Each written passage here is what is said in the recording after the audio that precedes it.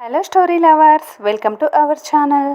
ఈరోజు కథ మీ అందరి మనసుకి ఎంతగానో నచ్చే అద్భుతమైన కథ ప్రణయమా ప్రళయమా ఎపిసోడ్ 39.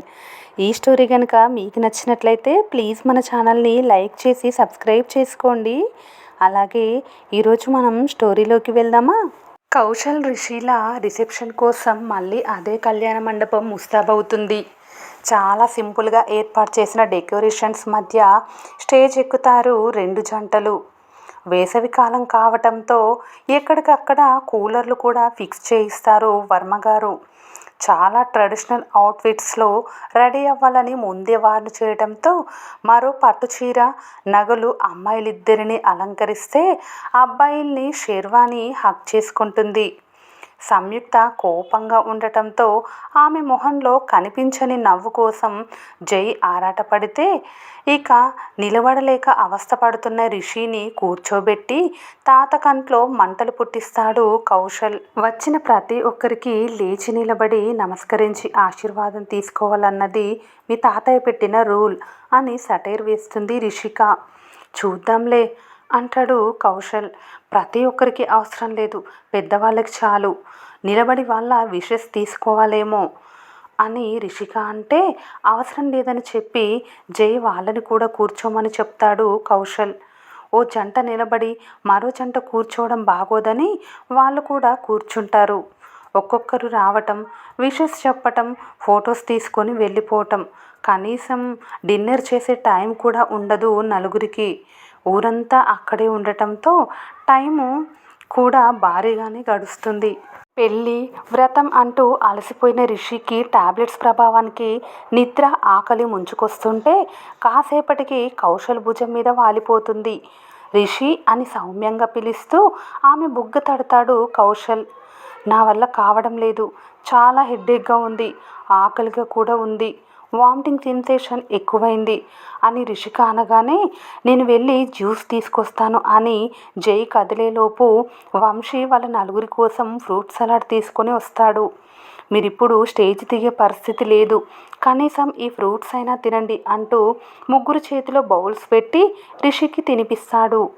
తాను చాలా టైర్డ్ అయిపోయింది మామయ్య, ఇక ఇక్కడితో ఆపేద్దాం అని కౌశల్ అనగానే వద్దు, ఇక్కడ పట్టింపులు ఎక్కువ ఉంటాయి, ఇప్పటికే ఆయన మొహం బాలేదు, మీరిప్పుడు స్టేజ్ దిగేశారంటే ఎవరైనా ఏదైనా చిన్న మాట అన్నా ఆయన ఈజీగా తీసుకోలేరని వర్మగారిని ఉద్దేశిస్తూ అంటాడు వంశీ. రిషి కళ్ళని వెట్ క్లాత్తో క్లీన్ చేసి కాసేపు అడ్జస్ట్ అవ్వు బంగారం అంటాడు. అడ్జస్ట్ కాదు, ఫీల్ అవ్వు, ఇవన్నీ నీ లైఫ్లో మోస్ట్ ప్రీషియస్ మూమెంట్స్, మళ్ళీ రమ్మన్నా రావు, కాసేపు అన్నీ మర్చిపోయి ఎంజాయ్ చేస్తే నీలో అలసట ఉండదు అని వంశీ చెప్పగానే సరే డాడీ అని చెప్పి శ్రీకాంత్ డాడీ ఎక్కడున్నారని అడుగుతుంది రిషిక. తెలిసిన వాళ్ళు కనిపిస్తే మాట్లాడుతున్నాడు అని చెప్తాడు వంశీ. తన ఫ్యామిలీ వచ్చారా అని ఆశగా అడుగుతుంది రిషి. కాస్త దూరంలో నిలబడి స్టేజ్ వైపే చూస్తూ మాట్లాడుకుంటున్న శ్రీకాంత్ చెల్లెల్ని చూస్తూ వచ్చారని చెప్తాడు వంశీ. మరి నాతో మాట్లాడలేదు అని రిషి అనగానే వాళ్ళు ఎవరిని పట్టించుకోర్రా, వాళ్ళ విషయం వదిలే, మరో గంట నువ్వు ఈ అట్మాస్ఫియర్కి అడ్జస్ట్ అవ్వు, తర్వాత వెళ్ళిపోదాం అని వంశీ చెప్పగానే సరే డాడీ అని చెప్పి ఫ్రూట్స్ తిని జ్యూస్ తాగి తన ఆకలి బాధని కాసేపు తరిమేస్తుంది రిషిక. కౌశల్ సైలెంట్గా ఇద్దరిని చూస్తాడు. మాట్లాడి యుక్త, నువ్వు ఇలా ఉంటే నాకేం నచ్చడం లేదు అని మధ్యాహ్నం నుంచి తనతో ఒక్క మాట కూడా మాట్లాడని సంయుక్తని బ్రతిమిలాడుకుంటాడు జై. నీతో మాట్లాడాలంటేనే భయమేస్తుంది, అబద్ధాలు తప్ప నిజాలు చెప్పటం పూర్తిగా మానేశావు అని సంయుక్త అనగానే అవన్నీ అందరితో, నీ దగ్గర ఏ విషయమైనా దాస్తానా అని చిరుకోపంగా అడుగుతూ మెల్లగా ఆమె చేతిని ప్రెస్ చేస్తాడు. ఈ గారానికి ఏం తక్కువ లేదు అని సంయుక్త అంటూనే యాపిల్ పీసు ఆమె నోటికి అందిస్తూ నార్మల్ అవ్వరా అని జై క్యూట్గా బ్రతిమలాడుతుంటే ఆ మూమెంట్ని లోపల ఎంజాయ్ చేస్తున్న యుక్త బెట్టుగా నోరు తెరుస్తుంది. ఆ సీన్ నచ్చి ఫోటోగ్రాఫరు క్లిక్ అనిపిస్తాడు. మీ నాన్న పక్కనుంటే నీకు ప్రపంచం అవసరం లేదన్నమాట అని వంశీ వెళ్ళిపోయాక కుదురుగా ఉన్న రిషిని కదిలిస్తాడు కౌశల్. తమరిని పట్టించుకోవటం లేదని దెప్పుతున్నారా అని రిషి అనగానే పోన్లే ఇప్పటికైనా నా బాధ నీకు అర్థమైంది అంటాడు కౌశల్.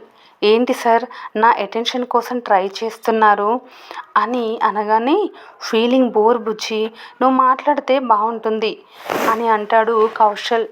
నా పేరు బుజ్జి కాదు రిషిక అని రిషి చెప్పగానే నాకు నచ్చిన పేర్లు నేను పెట్టుకుంటా, నా పెళ్ళాం నా ఇష్టం అంటూ తన వేళ్లను రిషి చేతి మీద పాకిస్తూ ఆమెలో చీరు అలజడి సృష్టిస్తాడు. ఏం చేస్తున్నారు అని కంగారుగా అడుగుతూ తన చేతిని వెనక్కి తీసేసుకుంటుంది రిషిక.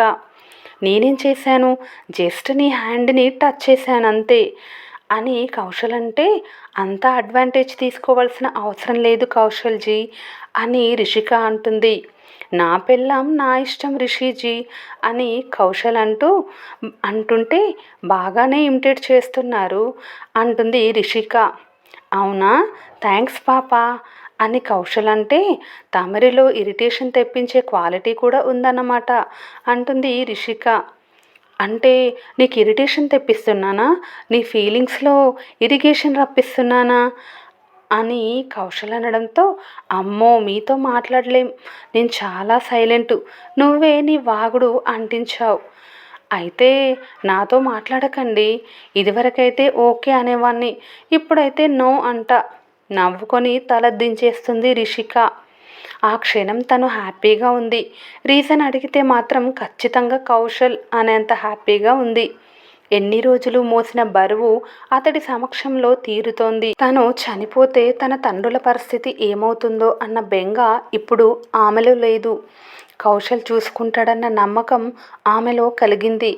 అతడు ఫుల్ మూడీ, ఇలాంటి వ్యక్తితో పెళ్ళి ఎలా ఉంటుందా అన్న ఆలోచన ఆమెలో కలిగిన మరు నిమిషమే ఆ ఆలోచనని తలక్రిందులు చేసేశాడు కౌశల్. సంవత్సరం నుంచి ప్రతి క్షణం భారంగా గడుపుతున్న తనలో రేపటి కోసం ఆలోచన రానివ్వకుండా తను బ్రతికే క్షణాల్ని అందంగా అతడి అల్లరితో మారుస్తున్నాడు. జైనే ఎక్కువ అల్లరి అనుకున్న తన ఆలోచనల తప్పని నిరూపిస్తూ అంతకంటే ఎక్కువ అల్లరి తన దగ్గరే ఉందని నిరూపిస్తున్నాడు. జై అందరితో ఒకేలా బిహేవ్ చేస్తే కౌశల్ మాత్రం తన దగ్గర అల్లరిగా, మిగిలిన వాళ్ళ దగ్గర గాంభీర్యంగా ఉంటున్నాడని ఒక్క రోజులోనే ఆమెకు పూర్తిగా అర్థమైంది. ఆమె సిగ్గు చూసి నవ్వుకొని వస్తున్న బంధువుల వైపు చూస్తాడు కౌశల్. ఆమె ఆలోచనలో రేపటి కోసం బెంగ లేకపోతే అతని ఆలోచనల్లో మాత్రం ఆమె మరో రోజును చూడాలన్న ఆరాటం మాత్రమే ఎక్కువగా నిండుతోంది. ఎంత హ్యాపీగా ఉంటే అంతగా ఆమె హెల్త్ మెరుగుపడి తనతోనే లైఫ్ లాంగ్ ఉంటుందన్న ఆశ పుట్టి మెల్లగా ఆమె దగ్గర చొరవ తీసుకోవటం మొదలెట్టిన కౌశల్ ఆమె దగ్గర మొదటిసారి తనలోని మరో కోణాన్ని బయటపెడుతూ టీనేజ్లో తొక్కేసిన ఫీలింగ్స్ అన్నీ వెలికి తీస్తున్నాడు. ఆమె తనని లవ్ చేయకున్నా భర్తగా గౌరవమిస్తూ తన అల్లరిని ఎంజాయ్ చేస్తుందని అతనికి తెలుసు.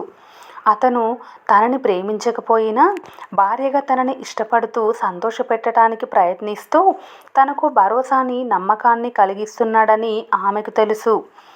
ఏంటి అలా చూస్తున్నావు అని హైమ వెనుక నిలబడి అడుగుతాడు జస్విక్.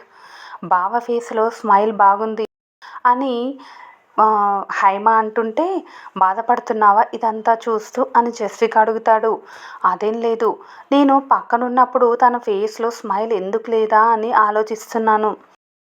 నువ్వు పక్కనుంటే నా ఫేస్లో స్మైల్తో పాటు కళ్ళలో స్పార్క్స్ కూడా కనిపిస్తాయి, నువ్వెప్పుడు గమనించలేదా అని జస్విక్ అనగానే కళ్ళెత్తి అతడి వైపు చూసిన హైమ తననే చూసి కళ్ళెగరేసిన జస్విక్ చూపులకు తడబడి డిన్నర్ సైడు వెళ్ళిపోతుంది. ఒకవైపు కూర్చొని ఐస్ క్రీమ్స్ తింటూ స్టేజ్ వైపే చూస్తున్న ప్రియాంక తన కడుపులో పుట్టే మంటల్ని ఆ ఐస్ క్రీమ్స్తో చల్లార్చుకుంటుంది. ఆమె అంటే గిట్టని వాళ్ళు కొందరు నవ్వుతూనే ఆమెలో మంటను పుట్టించి వెళ్తుంటే ఇంకాస్త రగిలిపోతూ రిషి వైపే తదేకంగా చూస్తూ ఉంటుంది. అయ్యో వదిన, నీ కూతురికి ఎంత అన్యాయం జరిగిపోయిందని ఎదుట మాట్లాడి దీనికి బాగా అయ్యింది, దీనికి తిక్క ఇలాగే కుదరాలి అని వెనక నవ్వుకోవటం తనకి వినిపిస్తుంటే ఆమెలో మంట పెరిగే కొద్దీ సర్వింగ్ ఏరియాలో ఐస్ క్రీమ్స్ ఖాళీ అయిపోతుంది. ఇంకేంది తింటావత్తయ్య, నేనిక తీసుకురానని ఏడుపు మొహంతో చెప్పి విసుగ్గా వెళ్ళిపోతాడు ఆమె తమ్ముడి 10 ఏళ్ల చిన్న కొడుకు. దాంతో ఆమెలో అసహనం పెరిగి ఈసారి ఫుడ్ మీద పడుతుంది. 11 అయ్యేసరికి రిసెప్షన్ హడావిడి ముగియడంతో 2 జంటలకు భోజనం పెట్టి ఇంట్లోకి పంపిస్తారు. రిషి, వంశీ రూములోకి వెళ్ళిపోతే సంయుక్త ఆ నైటు బామ్మ దగ్గర పడుకుంటుంది.